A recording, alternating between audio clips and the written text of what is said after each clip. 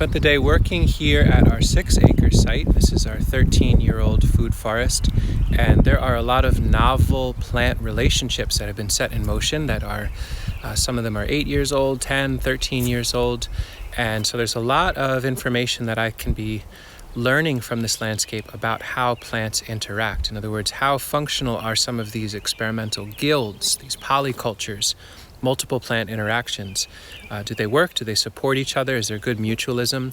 Is there competition? Are there other challenges? So in this video, I thought I would do a little highlight of a couple guilds in this landscape. I'll start with one here that is pretty darn beautiful at this moment. I was just talking in another video about this. This is Siberian Peach. This would be what I would consider the keystone element. In other words, the most important. Everybody in this guild is important, but this is the one that we've designed around. This is if other plants were to pass away, but the Siberian Peach remained, we'd be able to add in other plants to support the Siberian Peach, but we'd be bummed if that left.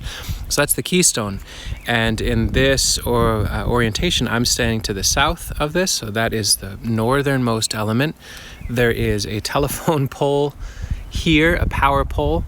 The crew doesn't seem to mind climbing around it, but something to consider. It felt like a nice backbone for this space because it's hard to mow right around here anyway. And so the Siberian Peach is growing. This will be an 8 to 12 foot tall shrub. Beautiful, very happy. And in this guild, the other members, there's a number of them. We have river locust, which is Amorpha fruticosa. This is a plant that takes quite a long time to start budding out. You can see the green nibblings there. They have not leafed out at all. The benefit there is that it allows full sun, full focus of the pollinators, the warmth of the sun to do the work on the peach early in the season. And then the leafing out of the river locust in a little while will be after the peach has had its needs met. This is a plant that we can cut as frequently as we need. So if it starts getting in the way of the peach, we can chop and drop that vegetation. So far, it has only encouraged the peach to go up a little bit taller. And so in that way, it's been beneficial. But if we start seeing the peach getting lanky, or all of a sudden the fruit's harder to get at because of the pressure from the river locust, we'll just cut them very, very low. There's 2 of them in here. Here's a stem, there's a stem. They're probably 1 foot to the southwest, 18 inches to the southeast, just randomly, but on the south to be getting good full light in the summer and to accumulate lots of biomass, lots of green manure that can be fed back to the peach as needed. So we have our primary small tree layer. We have our nitrogen fixing support mulch early succession layer that can be modified as needed. And then our cane layer, or our sub-tree layer, is occupied by red currants. Maybe pink, I forget. But there's some cuttings we just simply stuck in. This is a very common theme in our landscape. And you can see they are leafing out. Tons of flowers. There'll be a lovely crop on this. They are shade tolerant. They're on the south side of things, so they're getting a fair bit of light. But over time, they'll get under more and more shade, which again, if that's a problem, we can cut the nitrogen fixing sacrificial pulse crop of the river locust to feed them as well. But so far they're leaning a little to the south, and that's just fine. Really, really functional, simple 3-way woody perennial guild right here. This is a 2-way guild, very simple ingredients. We have a cultivar peach. This is a grafted peach. And to the north of the peach is a pawpaw, which is now a thicket of pawpaws. You can see they're coming up all over the place. They're starting to really gain momentum, and they are starting to flower. This will come into bearing age this year. There's enough other pawpaws around to pollinate them. And so the pawpaw is really thriving. Not only are they growing, but they're expanding. They're creating a thicket. And what's happening is the peach is dying. Very common vibe for peaches, unless you get involved in the spraying and all that. We didn't prune this peach enough, and also there's just too much light competition in this particular area. I think the peach would have preferred way more direct sunlight on themselves. They've been leaning to the south for a while. They've gotten gummosis and leaf curl and all these other things. This peach may very well die this year. I'm fine with that because now the pawpaw is up into the canopy and ready to crop. So this is a combo that has been really functional. Peach growing in prime condition as much as possible with a pawpaw to the north. The peach grows quickly. This made beautiful crops for the first 4 or 5 years, cast a ton of shade on the young pawpaw, and now it's getting more and more sparse. It's ready to die. The pawpaw will replace it. We can simply cut the peach or allow it to stand as a dead snag. Maybe we put a windrow of compost to the south and think about climbing some vining crops up and into the skeleton of the peach for a while until it falls over. We certainly don't have to cut it, but that successional arc of peach, flash in the pan, tons of beautiful fruit, lots of seedlings from the pits, and now it's time for the pawpaw to have center stage soon enough. Variation on that theme in this guild, which is just about 20 feet to the west of that last one I just talked about. Apple is our keystone. This is a keepsake grafted apple. I headed it about 8 or 10 feet up so that it's got a nice broad scaffold. So this could be a long-lived orchard tree in this context, but we have hedged our bets with a pawpaw to the north, just like the peach. My anticipation, my hope is that the apple remains alive and vibrant for a long time. If it dies, the pawpaw could replace it. But since the apple is doing well, the pawpaw is simply leaning out to where there's more sun and straightening itself out, and it's quite content with that little wiggle. And the apple still has its prime real estate to the south of all of this. Same exact thought went behind why a persimmon is here. And so this persimmon, as a woodland competent plant, the pawpaw and persimmon both very tolerant of shade or sun. Pawpaw liking more shade, persimmon liking more sun, so this is a little slower for them, but they're working their way up, and they should be quite happy in the canopy to the north of the apple, and the apple has all that space to the south. And common, again, some currants stuck as cuttings. These are red currants, and I think we had some rhubarb. The rhubarb's here, but it's really starting to die off. I think it just wasn't nearly enough sun. A rhizome barrier out of Sweet Sicily or sorrel or Good King Henry on this boundary would be very, very thoughtful to keep the grass from encroaching on this. But we just simply rake all the leaves in the lawn in the fall right up onto this area, and that's as good of a rhizome barrier as we need. Deep deposition of material, but somebody with a deep taproot and broad leaves that stays low to the ground would be a beneficial additional character. They just aren't there. Here is a mid-yard guild that is going on 10 years now, I think, maybe a little bit longer. This fun, funky character in the middle is a chestnut. Been doing some slow shaping on them to encourage them to be this very strange, broad, swiggly being. We might cut these back, but we might also leave them as mini stubs and pollards as a firewood source into the future. But that is the chestnut as the keystone in here. A number of years ago, I added a seedling mulberry just to the east.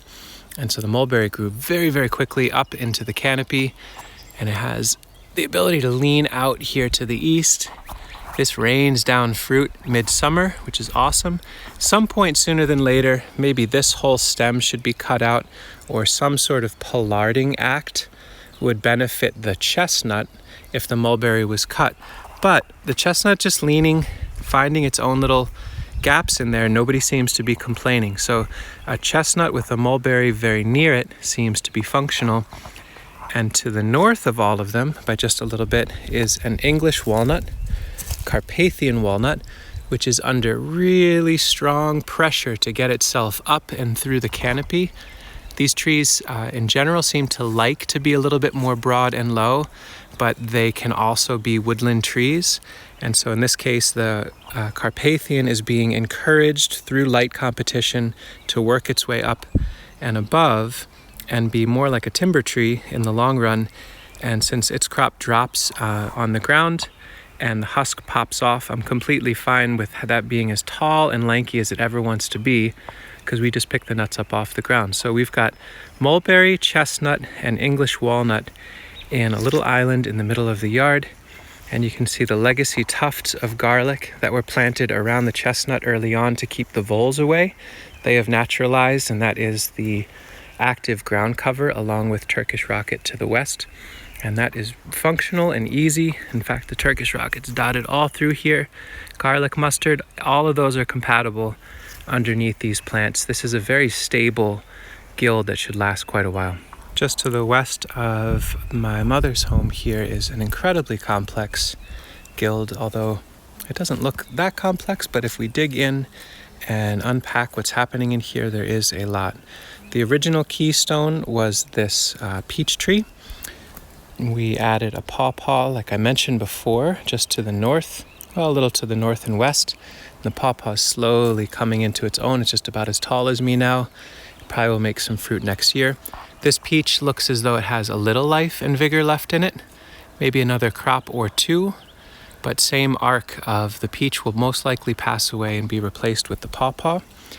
There's a plum just to the south of here that was planted the same year as this old white pine passed away. We left the stump and we snuck in a Chickasaw native plum. That's grown into a beautiful sprawling open vase plum form, and that's a thicket former as well. There's some little suckers popping up all over. Sometimes we transplant them, sometimes we just let them be. Eventually this may be cut out and will allow this one to replace, so there's a little bit more light and air. And just in and amongst all of that is a shagbark hickory, which has slowly worked its way right up through. I did not plant that. That was contributed by a squirrel, but it was a beautiful, genius move, so highly encouraged. That one is now the canopy up in there. And underneath we have an herbaceous cover of various types of bulbs that are just waking up. There's tulips all through here. There's sweet Sicily as a ground cover. And that has been a really functional, healthy guild with a transitional plan of this being pawpaw instead of peach and hickory as the overstory someday. And just today I added in an Ashworth bur oak, which is this little friend here, along with a gumi, which will provide some nitrogen to support them. And this Ashworth bur oak will represent my father, who passed away this winter, and will be doing a lovely ceremony and putting his ashes here. The name Dąbrowski, which is my last name in Polish, the original name meant the people of the oaks. And so we've got a Quercus family, long-lived, beautiful bur oak to represent my dad in this space. And yeah, some beautiful ways to incorporate our family into these systems. Complex and dense and diverse interrelationship of plant beings. Some are tall and will be here for hundreds of years, maybe even thousands of years. Some are around just for a few years to make beautiful, sweet pops for enjoyment, and then are gone. And some will creep and crawl and spread around and fill in every gap they can find. Some will drop seed and cover. Some will blow around in the wind and land in new places. Some will be buried by creatures in the landscape to grow in new areas. It's a pretty wonderful exploration, the idea of guilds, many plants in relation, in mutualism, in support and care of one another. The idea of the world being packed to the gills with fraught competition, everybody fighting to make a tiny nook in the landscape for themselves, just does not feel like how nature exists. These plants are capable and competent and able to interact with each other, and it feels like they are generally happier and more held and more supported and more resilient when they are in relationship with one another. So I encourage you, if you haven't explored adding plants to one context or more, what does it look like to add some currants underneath your apple trees? Can you seed in some fun, deep tap-rooted perennial herbaceous plants around some pear trees? Add some nitrogen fixers to your system.